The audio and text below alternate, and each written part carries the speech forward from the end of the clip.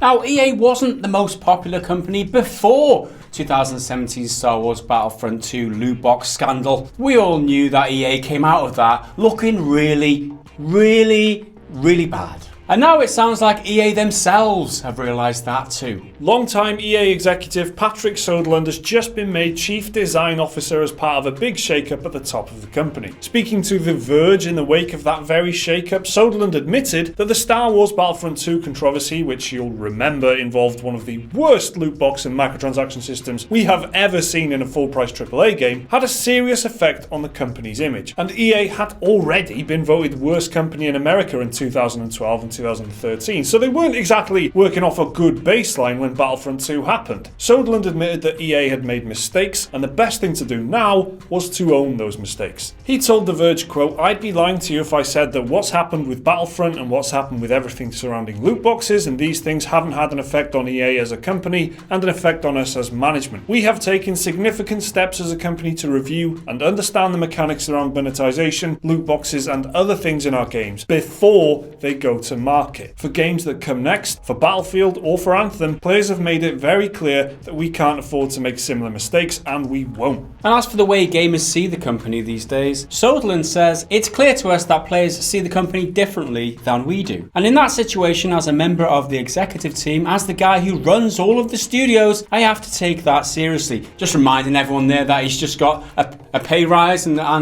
he's now one of the big guns. Like, as the guy who runs all the studios.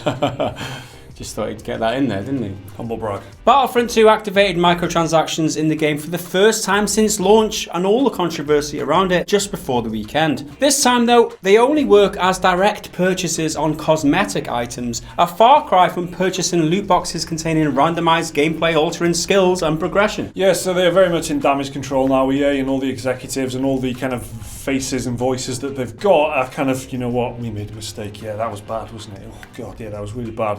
We're sorry about that, and we're going to learn from that and move things forward. And don't you worry, with Battlefield and Anthem, it's going to be very different. Hopefully they are not just talking through their asses there, and that they will kind of follow through with that. Although it would be madness if they tried anything like Battlefront 2 again. So you'd think Anthem and Battlefield, honestly, I think are pretty safe as far as EA titles go now. That it's got to be better than what Battlefront was. One thing for sure is that it's going to be better than Battlefront was. Whether they see the whole controversy the same way as we do, however, is a question for me, right? Because for us, the whole thing of having microtransactions and loot boxes and games, it just shouldn't be there, right? And that's a lot of what we say, the community around our channel and everything. That's what everyone says. Whereas they're like, oh, we went a little bit too far there. We're just going to take one step back. It's like, it feels to me like, obviously they're in damage control mode and they're being careful. They can't afford another mistake. But does that mean that they're going to come the whole way like we want them to? I doubt that very much. I still think microtransactions will be an Anthem and... Well, they're already back in Battlefront, aren't they?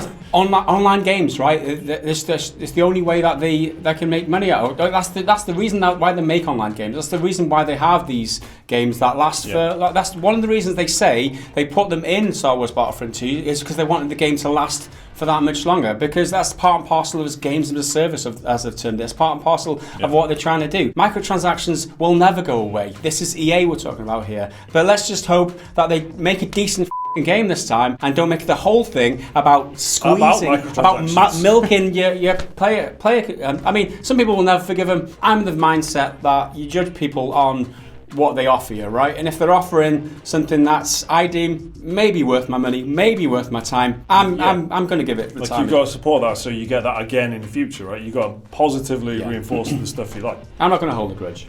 Let's put it that way. And in other news, prominent games designer Cliff Bleszinski has publicly called out his former studio Epic Games for, quote, trying to hire away his team. Cliffy tagged the studio in a tweet saying he and the team at Bosskey had just launched free-to-play battle royale title Radical Heights, and that staff are, quote, really happy with how it's going. There's no other details about how much, if any, of Bosskey staff have been hired up by Epic Games recently, the studio that is now, of course, running one of the world's biggest ever games, fortnight. Epic haven't responded to the accusation either. One team member that we do know left Bosskey for Epic though is the studio's co-founder and Cliffy's close friend Arjan Bruce, who left to work on a secret project for Epic back in December. Bleszinski left Epic himself in 2012 to form Bosskey and work on the ill-fated Lawbreakers. He's very active on Twitter, isn't he, old Cliff? And this is just one of the latest ones. He tweeted a few things after that, just talking about Radical Heights and stuff as well, but this is the interesting thing. He's just saying that Epic Games are hoovering up his staff. Taking a public swipe at his ex-employer. That's funny. Yeah. That's funny. He wears his heart on his sleeve, does Art. He does. He really does, yeah. But he shows that he's a bit miffed, isn't he? Miffed? Cliff. Miff Bleszinski. Miff Bleszinski. Well done, Mike. And last up, Sea of Thieves is getting some much needed new content as early as next month. The Hungering Deep content patch will feature a new enemy, a unique event, as well as several new mechanics and added rewards. But that's just the first update. Another 5 are in the pipeline for 2018, 2 of which will arrive in the summer, adding a new ship, a new map area, additional enemies, gameplay mechanics, and rewards. Do I sound sarcastic then, Mike? A whole new ship. I mean, that takes the roster to 3 ships now, but that's not this patch. Like that. Better than 2. You're right, but you got to wait until some time in the 2018 for that. Yep. I mean, how hard is it? It's a pirate game. 3 ships, is that impressive? I don't think so. I mean, let's be grateful what we get, I guess, at this point. Here's what Sea of Thieves executive producer Joe Neat had to say about it. Quote, "We've been listening closely to our community and we know how keen they are to hear how we plan to grow Sea of Thieves. As I've always said, launch is just the start for Sea of Thieves and we're going to grow and evolve the game with feedback from our community." I feel like you could copy and paste those words to all the development companies, all the game development companies these days. That's all they ever say. Oh, we're listening to the community, we're reacting, we're gonna fix things as we go on, add content. That's exactly what Bungie have said, what EA say. Everyone says that. That's funny that you say that, actually. I didn't know that they were quotes, really. I just typed that up because that's probably what he said, right? That's not true. So that's it. How do you think microtransactions will be implemented into Anthem and Battlefield? Let us know down in the comments below. Like the video if you've enjoyed it, subscribe if you're new around here, check out some more of our content on your screen there. Support us on Patreon, and we'll see you again in the next video. Until then, bye for now.